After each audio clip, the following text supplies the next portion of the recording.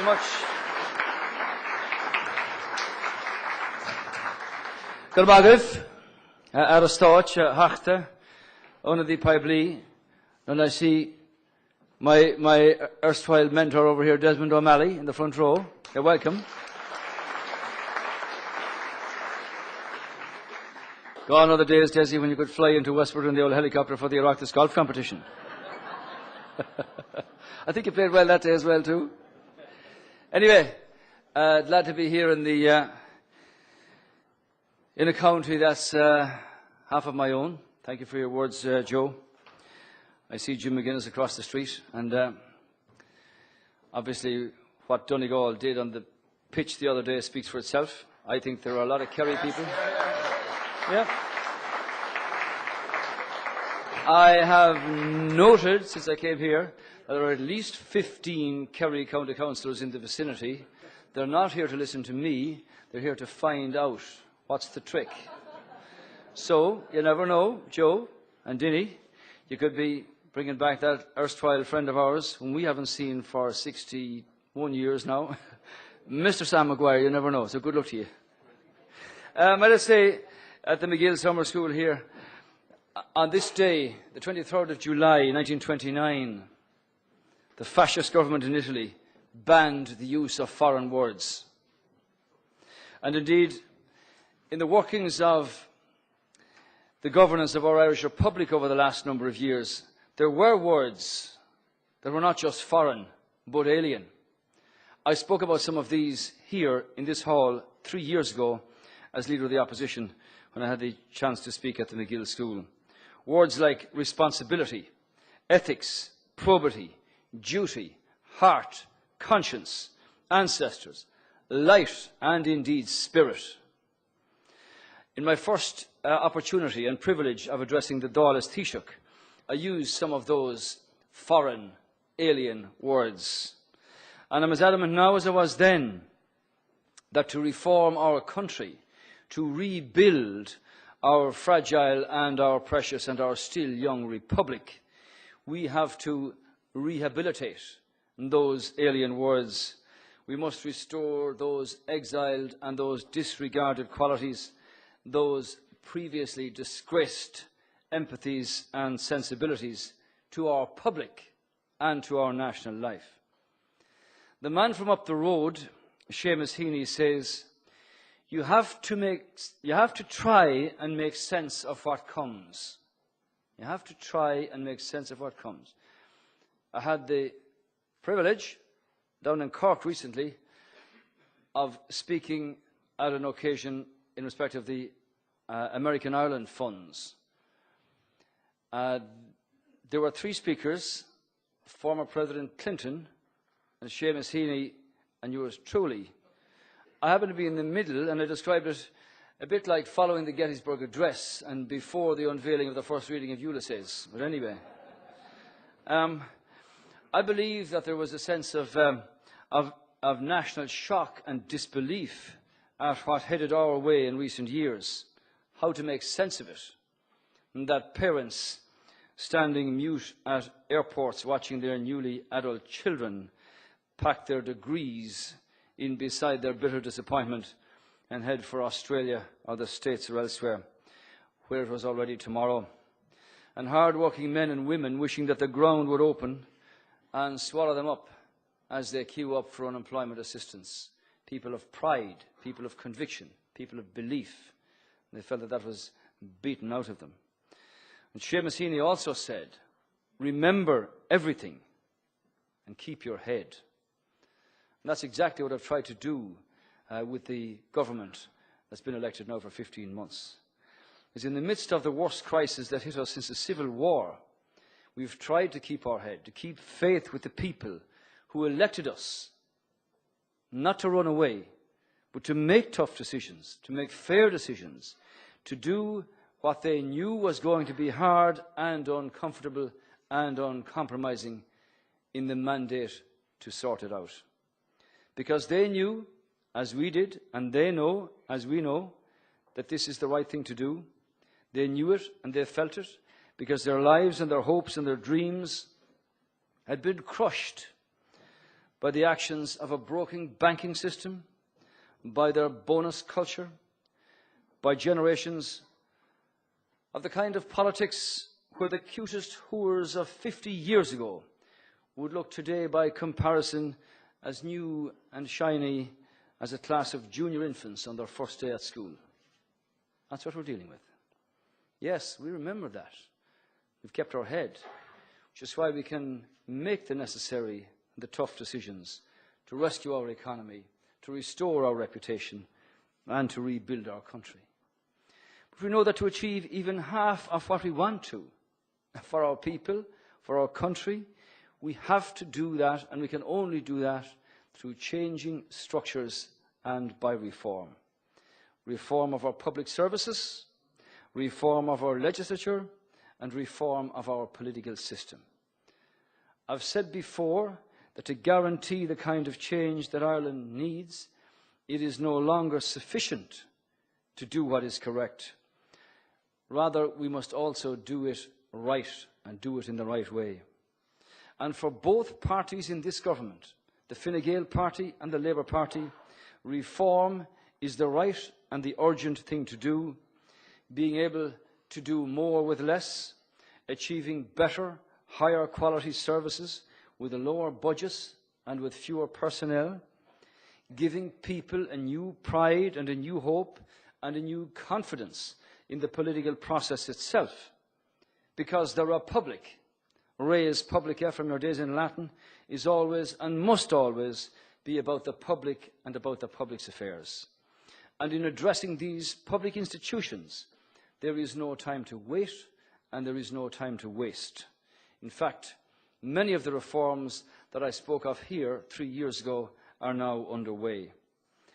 On being appointed to government 16 months ago, the government gave its immediate attention to the crisis in our economy and took decisive action to stop that decline and to arrest that decline. Because the scale and the speed of the economic collapse had exposed clearly the inadequacies of politics and of our financial institutions. And those who were tasked to be in charge failed to anticipate the risks and failed to act when that wave fell. And it was clear to us that reform of the economic model was absolutely fundamental. Competitiveness, that Celtic tiger orphan had to come back in from the cold. And that's why the action plan for jobs published by the government has become the reforming document to restore competitiveness. It has 270 actions in there that support companies and entrepreneurs to increase exports and to increase trade, to enhance productivity, and to engage in research, in innovation, and in development. Because we've had too much of what I often refer to as the Bríthe Saor, which we used to learn going to school, the Bríthe Saor, in Irish political leadership for far too long. So in keeping with our agenda, our urgent reform agenda, I actually transferred responsibility for monitoring that action plan, together with the Minister for Jobs and Enterprise, into my own department of the Taoiseach. For what it's worth, it still carries a measure of clout at cabinet level, that people understand that things are timelined, that things are required to be done, and if you provide sufficiently strong and clear leadership, things will be done. So we are determined to reform the previously sheltered sectors of the economy so that we can address high business and consumer costs. We're in the process now of introducing new legislation to open up the legal profession and the medical profession to more competition and greater transparency when it comes to pricing. In fact, in the area of the legal profession, the shake-up here is the biggest in over a century and a half. In a century and a half, there has never been as significant or as sweeping of change in the legal profession as is now happening. Of course, there are those who want and need and desire to maintain the status quo. But where change is required, no one body or no one sector will be exempt from the reforming arm of the government, including politics itself. And we will not allow special interests to set the national agenda. It's too important.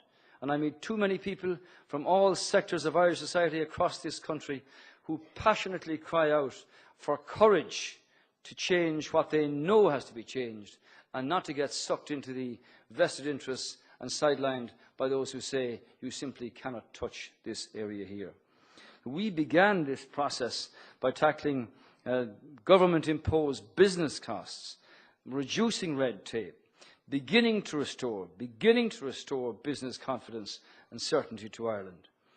And that's why I say to business people all over the country, or indeed academics like yourselves, if you've got an idea, if you've got a proposition, if you've got a view of where something is blocked that should open the doors to business and opportunity for young people, I want to hear it.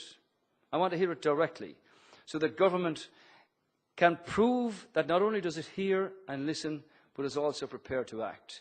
As I said, our job is to take that pebble out of your shoe. And whatever the business is, I invite people anywhere in the country to say, give me your proposition. There's so many ways we can connect now. And the recent statistics, for what they're worth, show clearly that for the first time in quite a number of years, Ireland is now climbing the ladder again. We're in the top 20 globally for competitiveness. That's good for business. It's good for potential. It's good for exports. It's good for belief of people. And my ambition by 2016 is not to be at number 20, but to be at number 1. We're there in terms of productivity, flexibility, availability of skilled labour, and a range of other areas. There is so much more that we have to do in terms of competitiveness, be it in the area of energy, or transport, or climate. All of these areas are of importance to us. But the crisis also exposed the urgent need to reform our public services, to make them fit for the 21st century's challenges and demands. Now, this government does not have the luxury of an endless pot of money to fund all and sundry. How many times in the past have we seen situations where one crisis or another erupted, and the answer was, throw money at it as if that's going to deal with it? You know, I often said to Minister MacGill, I opened a school down the west last year, which cost €1 million, just €1 million. Buy, build, fit out, beautiful building. And I wish all those who teach there and the children who will go there the very best of luck. But before I said my few words, immortal or otherwise, or everlasting or otherwise, the thought struck me that you could actually build 3,000 of those every year for 10 years with what's been flushed down the toilet in terms of recapitalisation of Anglo-Irish Bank. 30 billion over 10 years. You just think of what you could do with the effective spend of money in so many areas across our country where that facility available to us. But we have to deal with the consequence of that, and are. So this is going to involve some pretty challenging and courageous decisions of looking at all government entities, all of them, and judging whether they can continue to stand alone or separately.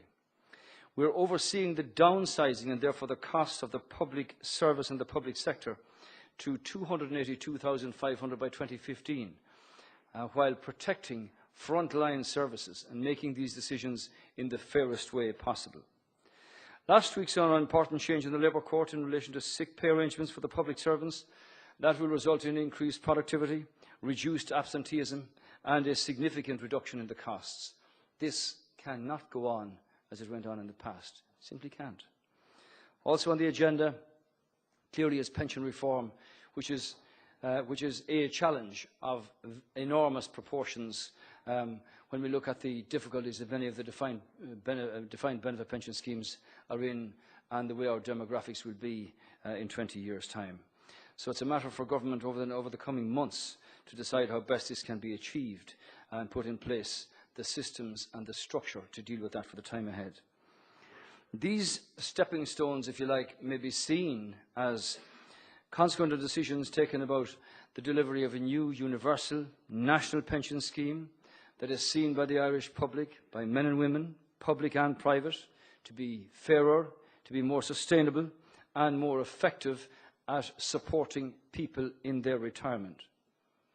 Our health and our social services are commencing a programme of transformation.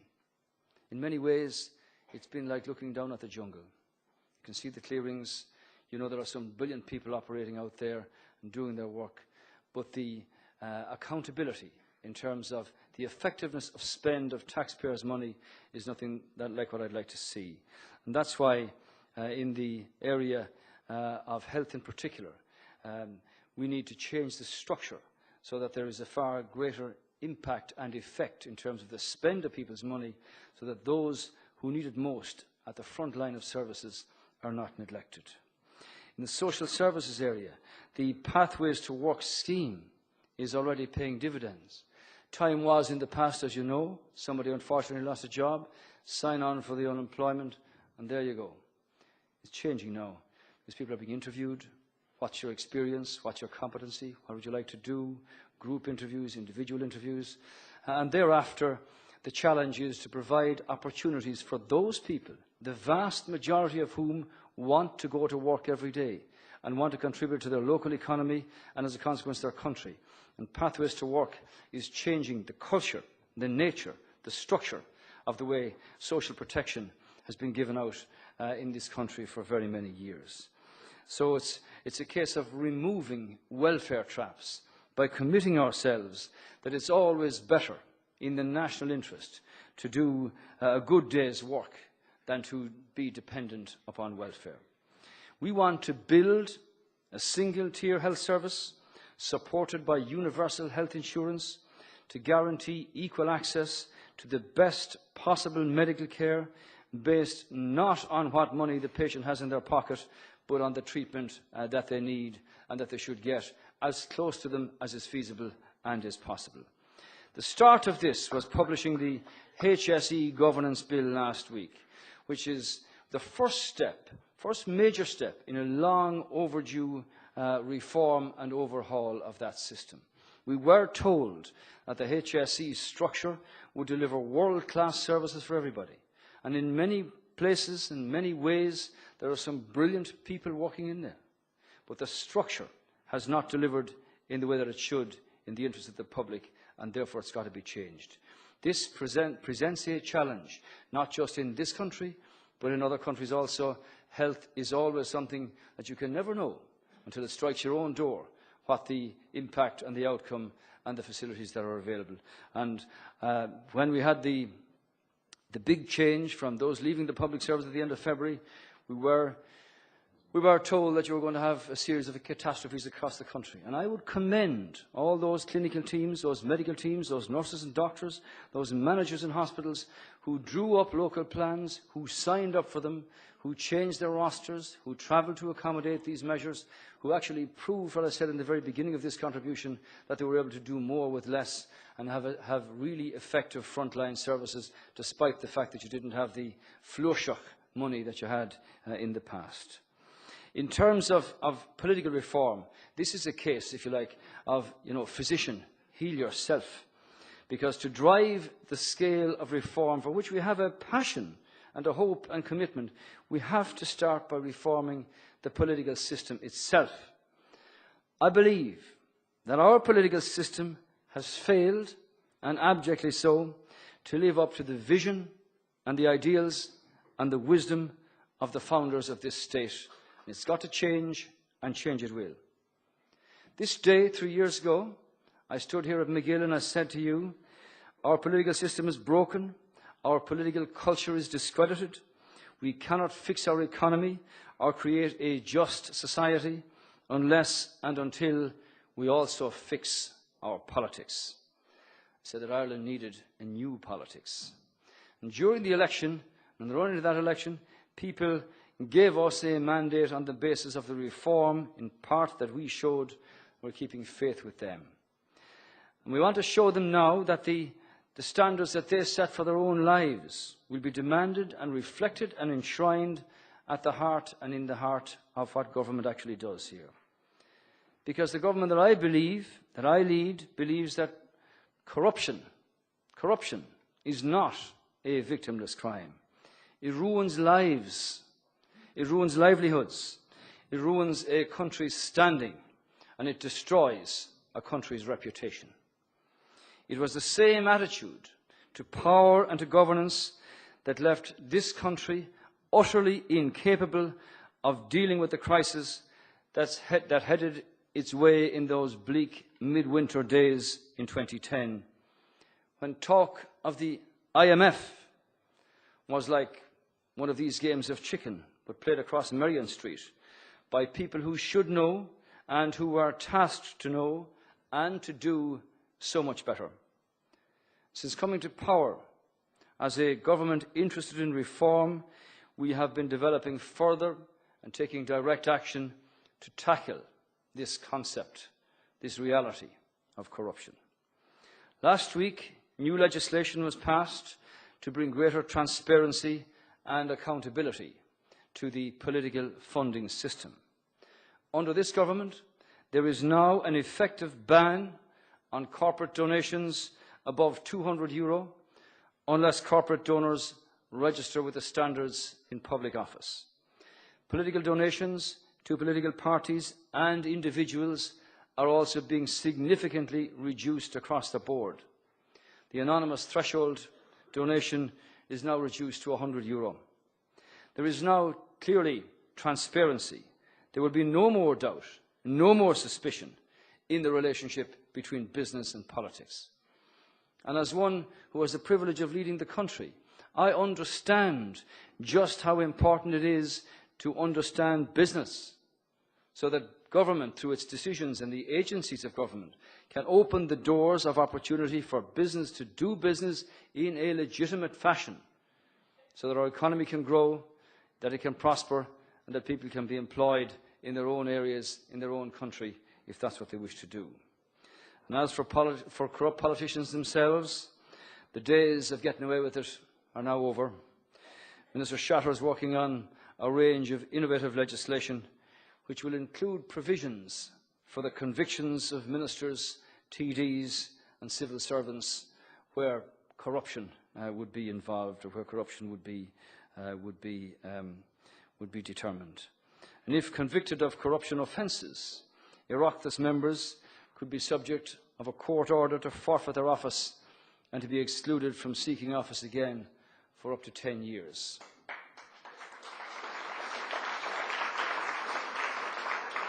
So, as I said outside, Rome was not built in a day, and neither will the new Republic of Ireland be built in a day. But we're delivering on our promise to make the institutions more transparent and more accountable to the Irish people. And included in this pathway to transparency and accountability is comprehensive legislation on the protection of whistleblowers and on the registration of lobbyists. Last year we had a referendum on the question of whistleblowers, and the people, in their wisdom, made their decision, and I respect that. We've got to deal with this in a different sense now by the provision of appropriate legislation. Enhanced central bank regulatory powers, including strengthening its ability to impose and to supervise compliance with regulatory requirements and to undertake timely interventions. There's a new aura, a new image, a new perception of the Irish Central Bank now. And the Irish Central Bank, along with the other banks, attends on a regular basis at meetings of the Economic Management Council, which I chair myself. These things can be very complex and tortuous, as you can understand. But the perception of the Irish Central Bank has certainly changed in the past 12 to 15 months to a bank that knows where its strategy is and is moving clearly in the right direction. The separation of civil and criminal aspects of cases by revenue has to be considered by government. The Mahan report confirmed our own political instinct, the need to act swiftly and to act decisively to ensure a fully accountable, fully transparent political and planning system. Last week's whole of government response was published, summarising all of the actions on each of the 64 recommendations that were made. In short, 43 recommendations already have or will be implemented partly or fully, while 18 recommendations remain as being considered by government under new policy and reform in those areas. There are only 3 that government do not propose to implement at this time. As I said, tribunals end up in findings and recommendations. The findings are for the statutory authorities, the recommendations are for government. On the day that Moriarty was published, and I accept the Moriarty report in its entirety, we sent the report to the statutory authorities for their consideration in respect of the findings, and government are moving to act in respect of the recommendations, which are the responsibility and duty of government.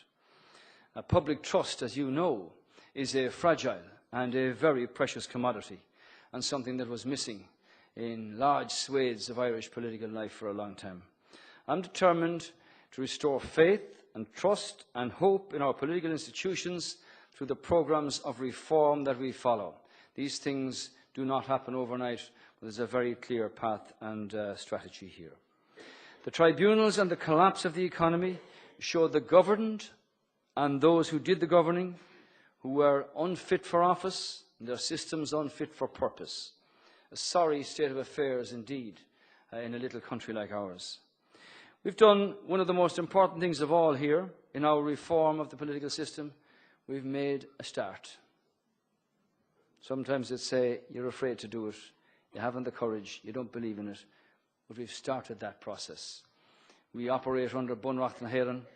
We have our institutions, we have our systems in the Oireachtas. You have to look from a range of experience at what is the best thing to do and move on with a programme of making it happen.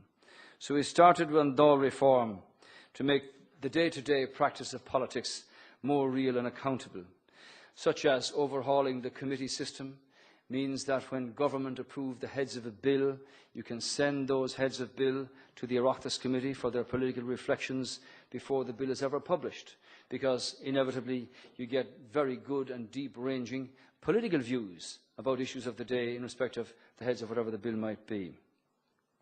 The Dáil sits on Fridays. Members of any party, opposition and government, are now entitled to produce and prepare and present private members' bills on issues that they consider of sufficient national importance to warrant that, and government allow members of all parties and none to have that opportunity. We want to continue with this, and there are a range of changes that will happen in the time ahead to make that even more effective. Because I'm at this long enough, I like to think that we can sort of stop the pollution of our society, and that we have an Oireachtas that is clear, that is responsive, that allows for people to be able to present their case by way of private members' bill or whatever else. To re-establish a moral code and proper order to public life, that people can have a sense of faith and trust in it, and restore public confidence in politics and in government, in what it means to be a real citizen of a real republic, indeed what former Minister O'Malley spoke of many years ago in his view of the republic. Now, the government that I lead is clearly committed to a referendum to ask the people, do they want or do they not want Seanad Éireann to continue? It's part of the process of downsizing the scale of politics in the institutions that we have. And both parties in government campaigned on this before the election, and the commitment in the programme for government is to put a referendum to the people in due course, asking them that question, and that's what will happen. I note today a letter from 6 former members of the Seanad on the national papers saying, well, we served there, you should reform this. We've had 70 years of talk about reforming Seanad Éireann. The fate of the Seanad is now in the hands of the people, and that process will continue until the people give their verdict. Some have argued that the citizens of our republic should not be allowed to take this decision. I believe that they should. Some argue that the only choice that should be given is between the current Seanad, which even its defenders acknowledge is not working in the way that it should, and some type of reformed second house. Well, I respectfully disagree with that. The political system, as I said, has been talking about this for over 310 years, and nothing's happened. Well, it's going to happen now. It's time for the Irish people to be consulted on this question, and they will give their verdict in due course. There are some practical matters that need to be dealt with in the run into this process. We hold, for instance, the presidency of the European Union. from the 1st of January next year. That's going to be a pretty significant presidency. We follow Cyprus, we're before Lithuania and Greece. It may well be that the multi-financial framework concept, in other words, the budget for the European Union, may well have to be dealt with during that presidency. There are a number of other very serious matters in there that may fall in the Irish presidency. This will be our 7th presidency, and in fairness, irrespective of what government was in office, Ireland has always run its European presidencies very effectively and very well indeed. And let me assure you that insofar as the logistics for this are concerned, ministers are working exceptionally hard, both with their counterparts in Europe and in respect of the whole process of getting the arguments that need to be decided on the table in a structured way. So in due course, the people will be asked to give their verdict on Seanad Éireann, because I believe that you have to prove that you're serious about these things, about your own political process, because some would say you're afraid to do it. We don't lack in courage. It's just a question of timing and strategy to get this right, and you in Donegal and from all over the country will have your say in that. So we have to remember to tread, carefully and with purpose in what we do here, because there isn't any point in rushing to judgment and destabilising a system that may work pretty well, but that you'd like to improve in whatever sector it might be. So I reminded you early on of what Seamus Heaney said, remember everything and keep your head. But just 5 years ago, the government of the day produced a programme that contained very worthy promises to improve local government, to foster civic participation, and to pursue electoral and political funding reform by establishing an electoral commission. See, well, reforming promises are never enough because they come back to bite, as we all know.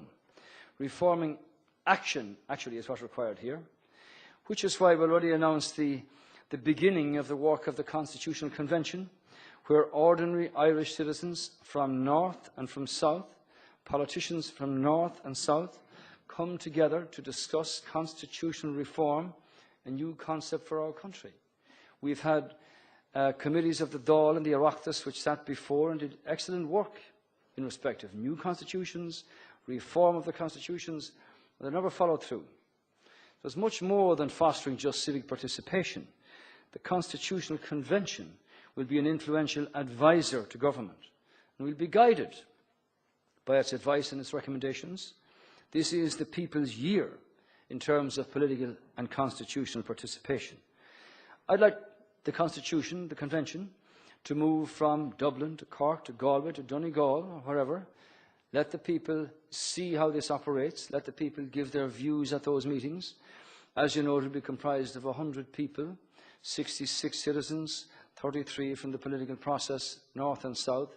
We've given it two fairly distinct issues to deal with, first of all, in terms of the reduction of the voting age and the length of the presidential period of service from 7 years to 5 years. These are simple insofar as you can say, I can give a direct answer. What we feel is that the presidential period be reduced from 7 to 5 to bring it into line with the other statutory elections now, which are the local elections and the European elections, and have all of that. That requires building a constitutional bridge between a period and so on. So, when the Convention considers those and gives their recommendations, what I've said is that government will respond within 4 months of their making a recommendation, and that government will indicate in that response a yes or no to holding a referendum on the issue in question. There are a number of issues that are outlined in the programme for government that they will consider, and it's a matter for the Convention themselves as to how they want to go beyond that and take other issues that they think are of considerable national importance that would warrant constitutional consideration. Now, given that the government are committed to holding a referendum in respect of child protection and in respect of the question on Seanad Éireann, it may well be that if you're going to have a series of other referenda, we need to consider this very carefully.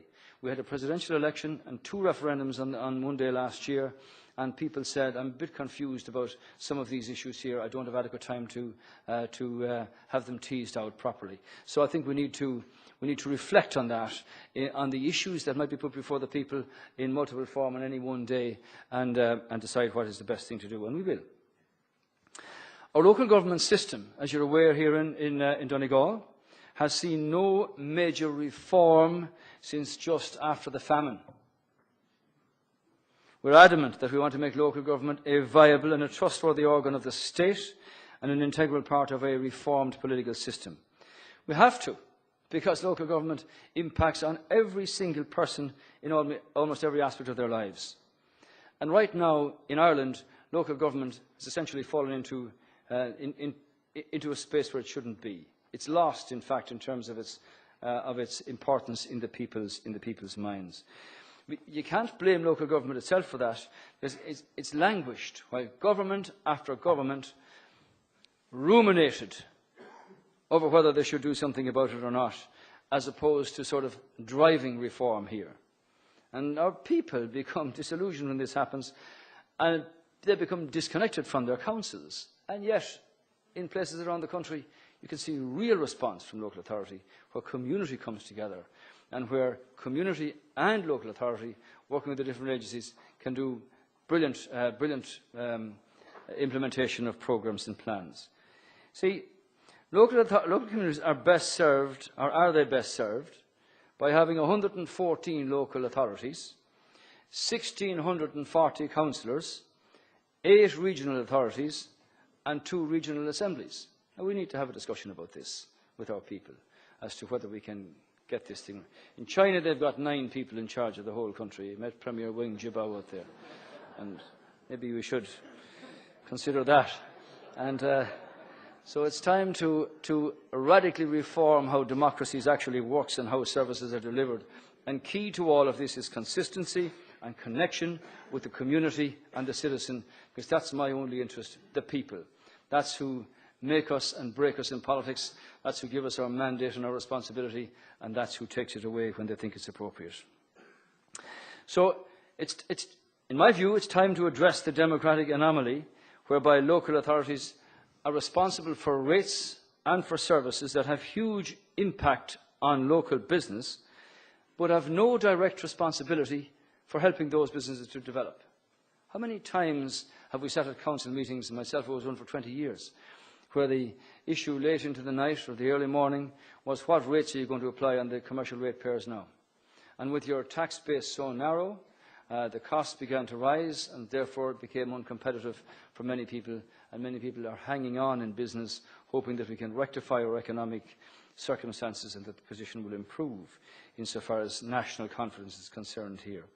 So we have to move to a point where local business, here in Glentees or in Donegal or anywhere else, can see the local authority as, an element that's going to help them with their integral business, be productive, part of the local community, and that doesn't see them just as merely as a taxable entity. I think there's a case for a revolution here in working together in the interests of every local community and therefore our economy in conclusion.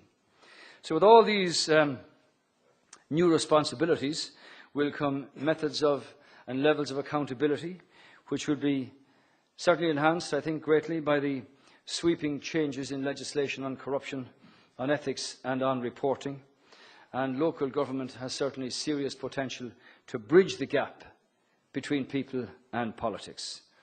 So far from being beaten down by those who seem to wallow in the trenches of disillusionment in this country, I refuse to get in there with them, because I know from meeting people all over this island, all over this country and abroad, of their conviction and their belief, which is deep within us as Irish people, that if there's a problem, explain the scale and nature and challenge of the problem, and I'll help you fix it, but do not tell me that all is well in the garden when I know it's not.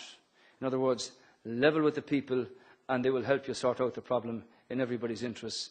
And our interest is not just in enhancing our economy and improving our prospects, but to give a life to those who come behind us, and that if they want to live and work and rear their families in this country, that we should give them that opportunity. And that's what good, effective politics and focused politics should be about. So what I want to do here is to reform and to rebuild a lean and a country where we have effective spend on the taxpayers' money, and that they can see where it's actually going and the benefits that come to them as a people.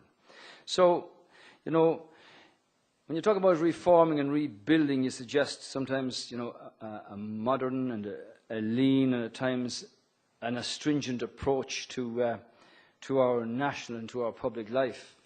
But there's actually more to it than this, as I've discovered recently, because our notes and our words and our tunes and our songs, our stories and our spirit are as important as anything else. For years we've wondered about the Asian Pacific countries, and we've tried to treat them as a single page, that they're all the same, that the same sort of interest will deal with them all. And yet, these countries have different cultures and different peoples in enormous numbers. China and Japan are as different as Antarctica and Saudi Arabia. And you've got to understand that there are cultures and different things that drive these people, besides mere statistics about economics and manufacturing, profit and all of that. And it is in there that the Irish have always connected so well. And because we are a people, and from this county, one of the worst affected after the famine, with emigration to Scotland and the States and everywhere else, we know what it's like to be a stranger in another man's land. We know what it's like to understand interdependence and interconnectivity. And that's why in a digital age that we never dreamed of before, we can tie all of these people together, and they want to help us in our challenge as we face the future. And that's why we're tying in the advice, the information, the experience of business people in so many sectors who work in other countries, the Far East or the Far West, and get their advice before you put your toe in the water, so that you know what the structure, the strategy, and the way to make that connection in terms of our business is. And that's why the words that I spoke of in the beginning are so important, that we rehabilitate those in terms of who we are as a people. I might say this before I finish. One of the things that I noticed last year when I had the privilege to travel to Britain or to the States or wherever, in meeting people who wanted to invest in our country, they said, "I'm confused about where you are now. What is your corporate tax rate? What are you doing in terms of your economy? Show me you're serious." And that's why when the original claims to increase the corporate tax rate came from colleagues around the table in Brussels, were very clear about that. They were not moving anywhere, either up or down. 11.9 effective, 12.5% across the spectrum. I have mandated Minister and Minister of State and everybody else that when they attend their meetings, that they also meet people on the fringes and those involved in business who have connections with Ireland, to reassure them that we are very focused on what it is that we have to do. And that reputation, I have to say, and I'm very glad of this, with the help of so many people across the world, has now been restored, to the point that when President Clinton spoke at his economic conference in January in New York, he said, if you are considering investing in Europe, and you should, look at that little island of Ireland. Look at what they offer in terms of their demographics, which are the best in Europe for the next 25 years, in terms of their tax pool, their talent, their track record and their technology. It's an unbeatable package. And it's confirmed to me by CEO after CEO who says, look, the reason we have moved our global business to your country is not just because of the location, not just because of the English language, not just because of the corporate tax rate. It is because of the passion, the creativity, and the ingenuity of your young people. That's our future, and that's why we need to keep them here at home. So as we set out on the continued path of government with a whole series of changes about reform and rebuilding, we have to look to our own, as I said, our political DNA, to that of our ancestors, to the men and women who founded this state. And I'm going down next Thursday to Ardnacrusha, which was a massive project at the start of the first government of the state, and the element of expenditure that took from the national budget. But it was brought to their attention by a young engineer called McLaughlin, who worked for Siemens, who said, this is something you should do for Ireland. And think of the scale of that in the years in which it happened. And think of the opportunities that we now have in this modern age of 2012, where we were able to sign a strategic partnership agreement with Britain only a few months ago. and where the Minister for Energy is now actively dealing with his counterpart about the possibility of us being able to sign a memorandum of understanding to use the national assets that we have here of wind and wave and water to sell directly electricity into the British market at no cost to ourselves if we can get the system right with the suppliers over there. But 15 years after his father, John A. Costello, declared the Irish Republic, his son, Declan Costello, published his document Towards a Just Society. He said, "We have, it is true, achieved freedom from foreign rule for most of our country, and our citizens enjoy freedom from arbitrary arrest. But freedom is much more than the absence of tyranny. It only becomes real when economic and social conditions permit the full development of the human personality." So, after so many years of fog and confusion in this battle for our freedom, for our economic freedom, for our sovereignty, this is the challenge that we face up ahead. They said it could never be done at a European Council meeting, and yet at 4 a.m. in the morning, the decision was made by the European leaders to break the link between sovereign and bank. And written into that document, there are only 17 countries in the Eurozone, 2 were mentioned, Spain and Ireland. And I was happy to see Mr. Draghi and Commissioner Rehn say they would like to have this concluded in Ireland's case by the end of October, and that whatever deal may be done for Spain will be reflected in the programme for Ireland. I think that's important, and it's the start of further confidence and hope in a long journey here towards restoring our economic sovereignty and being able to fly ourselves.